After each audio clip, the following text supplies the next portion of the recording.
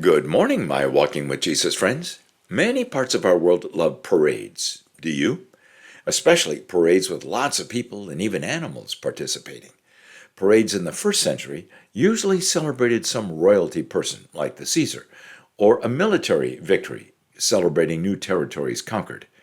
Parades like that were normally well planned, giving people ample opportunity to gather for the celebration. But today, let's join a spontaneous parade that may be one of the most significant parades of all time. Yesterday, we visited a dinner party given in Jesus' honor in the town of Bethany at the home of Martha, Mary, and Lazarus, the man Jesus had recently raised from the dead, remember? John tells us it was the very next day after that dinner that this great spontaneous parade took place, according to John chapter 12. The other three gospel writers tell us Jesus sent two of his disciples to the village ahead on a special and unusual mission. What mission? Matthew describes it this way: Go to the village ahead of you, and you will find a donkey tied there with her colt by her. Untie them and bring them to me. And if anyone says anything to you, tell them the Lord needs them, and he will send them right away. Matthew chapter 21. Pause and let that sink in. Thievery was frequent then, as it is now in your city and mine. Might this donkey borrowing be compared to automobile theft, which is so rampant in our day? No. And let's look more deeply at this scene to see why not. The disciples, I presume, were totally oblivious to what was happening here. But I see three important things. Do you see them? First, Jesus could actually see a scene unfolding in the town quite a distance ahead of them. A man was tying up his donkey and colt, so Jesus knew exactly where to send his disciples to get these animals. Jesus is not limited by geography or distance.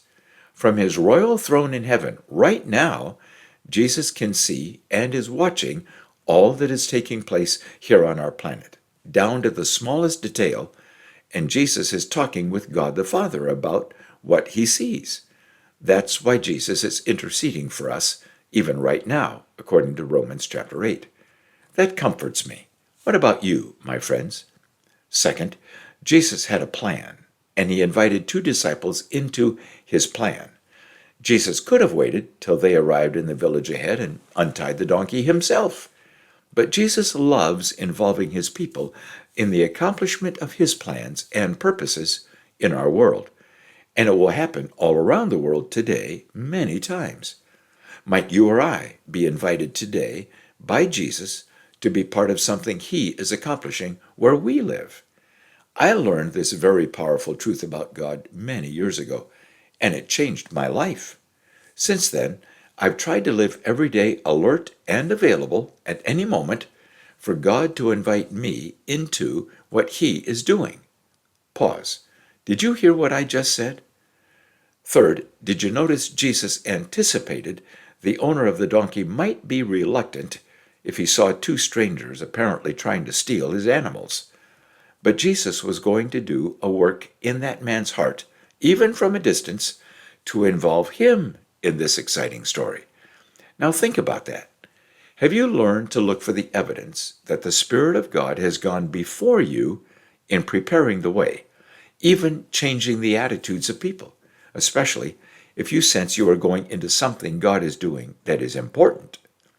Dr. Luke tells us the two disciples did as Jesus told them, and they found the situation exactly as Jesus had predicted it would be. They found the donkey and colt right where Jesus said they would be, and yes, the owner objected initially, until the disciples explained who wanted to borrow the animals. That's important, friends. Don't miss it. We need to be on the lookout for evidence that God is at work today, where you and I are. You probably know this spontaneous parade as the Palm Sunday donkey ride of Jesus over the crest of the Mount of Olives, down across the Kidron Valley, and up to the eastern side of Jerusalem. It is described in all four Gospels: Matthew chapter 21, Mark chapter 11, Luke chapter 19, and John chapter 12. May I point out one unique thing from each account, and may I urge you to look for more. Matthew makes the point that Jesus, riding on that donkey, was in direct fulfillment of the specific prophecy recorded 550 years before in Zechariah chapter 9, verse 9. Say to daughter Zion, see, your king comes to you gentle and riding on a donkey, and on a colt, the foal of a donkey. Matthew 21, verse 4 and 5. Normally, conquering kings rode in chariots or upon beautifully adorned horses, but donkeys were animals of poverty and hard work, like being tethered to a grinding stone. So what statement do you think Jesus was making by riding on a donkey that day? Mark chapter 11 tells us Jesus returned to Bethany to spend the night after his triumphal parade. We assume that would be again the home of Mary, Martha, and Lazarus. Luke tells us Jesus wept over Jerusalem as he approached it that day. Why?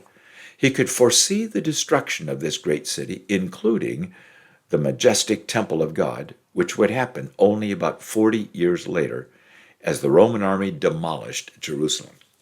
But Luke quotes Jesus' explanation as to why Jerusalem was destroyed in 70 AD. They will not leave one stone upon another because you did not recognize the time of God's coming to you. Luke 19, verse 41 to 44.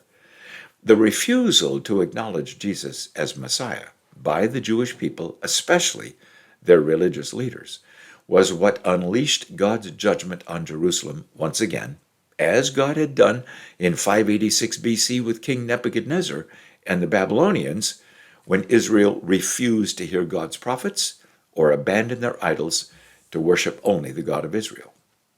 John tells us who the great crowd of people in this spontaneous parade were.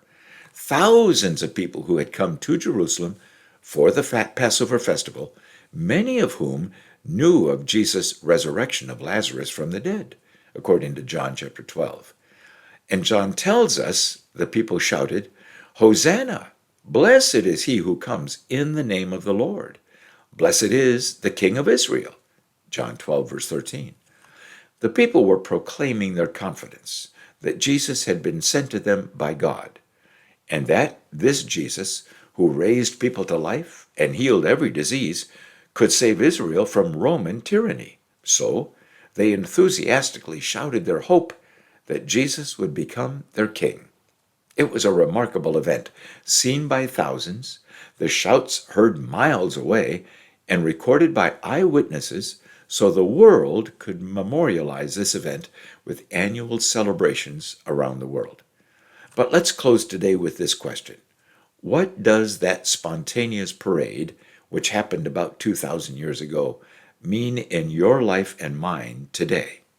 How is the hero of that parade, Jesus Christ, affecting your life and mine today? May I urge you to find the time to read all 4 accounts and put yourself in the parade that day, my friends. Invite Jesus to help you see something you've never seen before. The lessons learned notes at the link below may help you do that, and I hope the worship song helps you celebrate Jesus. Of course, I'll be here tomorrow waiting for you.